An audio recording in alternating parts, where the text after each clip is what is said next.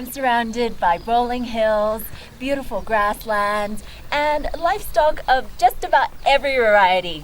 You'd think that I was in Xinjiang or Inner Mongolia, but, well, I'm not. I'm in Gannan, the southern part of Gansu, home to the Tibetan ethnic minority. Welcome to Travelog, I'm Michelle Lean. Gannan Tibetan Autonomous Prefecture is located in the southwestern part of Gansu Province. Covering an area of 45,000 square kilometers, it has a population that is 51% Tibetan, 41% Han Chinese, and other ethnic groups.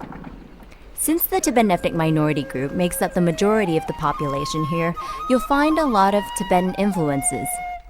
All in all, it's a good place to visit to get a taste of Tibetan culture without having to endure the high altitudes of Tibet itself. But that said, it's still pretty high up here. On average, it's about 3,000 meters above sea level.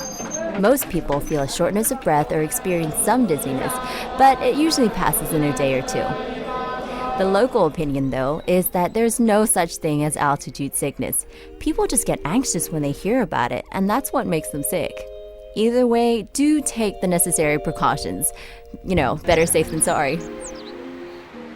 There are several ways of getting to Gannan. We flew from Beijing to Langzhou, the capital of Gansu Province, before driving to the first stop on our journey, Shahe County. Shahe gets its name from the Daxia River, a tributary of the Yellow River.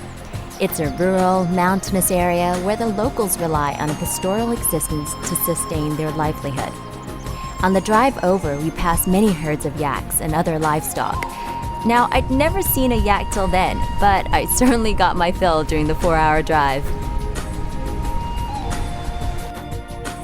Shahe is a small town bordering Qinghai Province. This once rural area has recently become a tourist destination, mostly attracting backpackers and independent travelers. Most of them come to visit the Labrang Monastery, one of the largest and most famous Tibetan Buddhist monasteries outside of Tibet itself. It's a huge place that dominates the northern area of Shahe. The monastery is one of the 6 great monasteries of the Geluk, or Yellow Hat school of Tibetan Buddhism. In fact, it was the last of the 6 schools to be built. Founded in 1709 by Ngagawang Sundru, the first reincarnated Buddhist teacher, Labrang was one of the largest monastic universities in the Buddhist world. In its heyday, it was home to several thousand monks spread across 6 colleges. Today, however, there are only about 500 monks studying here.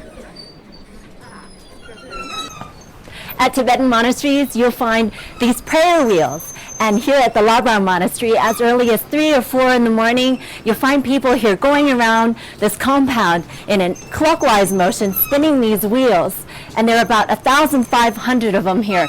And when they spin these wheels, they'll be praying for, goodwill and good towards humanity and mankind.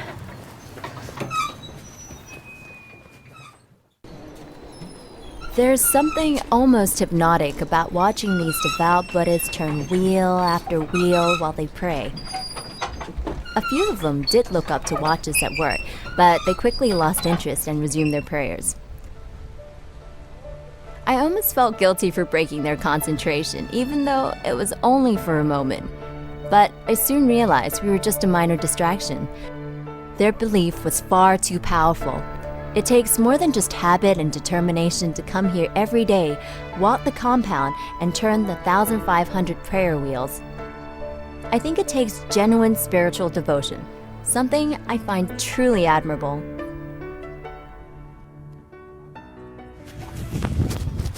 Labrang Monastery is one of the largest Tibetan Buddhist monasteries in the world, and it has the most extensive collection of Buddhist scriptures of all of them.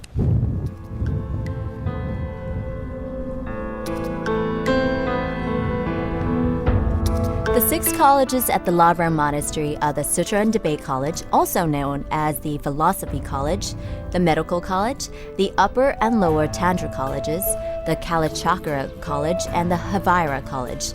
Monks are either assigned to a college or they choose one for themselves, according to their special interests.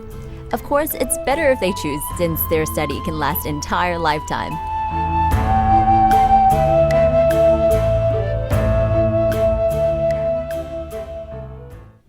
And how long do monks usually study for? I mean, are there different sections or? Yeah, actually here are different 6 colleges, different texts and study for years, Yeah. And most probably 16 and how to say, the college and the philosophy, but here most monks study philosophy. The philosophy has Tibetan classes, class for 1 year.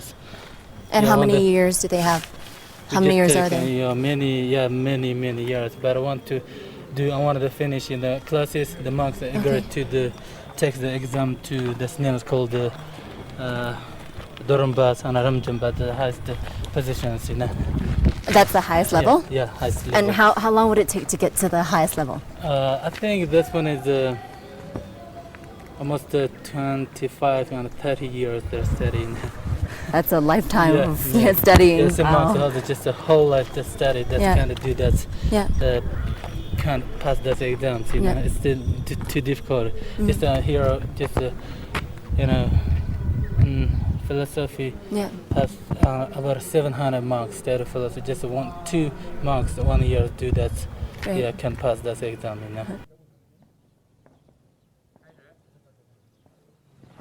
Do you see those rooms up there in the mountains? They're called Chikam. And every year on special days, monks below the age of 25 from the Tantra College go there to pray and to read their Buddhist scriptures and, meditate. And they'll go basically before sunrise. They'll have a little bit of lunch at noon, and then they'll go home again at sunset and repeat that.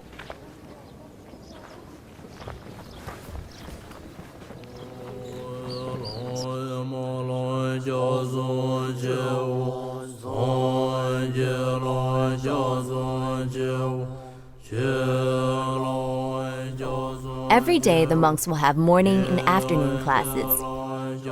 In each of the 6 colleges, there are 13 levels of education. Now, once a student reaches the 12th level, he takes part in one of the 2 open debates that are held annually. At the end of it, only one person will go on to the 13th level. That is, after considerable questioning and scrutiny by his fellow students and judges. Sometimes, if the judges aren't convinced, no one will be deemed to have passed the debate. But see, here's the catch. A monk can only undergo this examination once in his lifetime, so anyone who participates and doesn't pass has to remain at the 12th level or restart their education from scratch again at another college.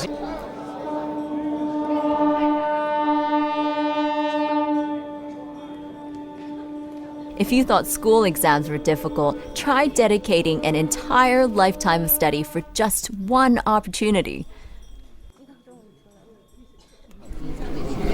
Every morning at around 11, tourists can come to the Labram Monastery to listen to the afternoon prayers. But the only people allowed inside those halls are monks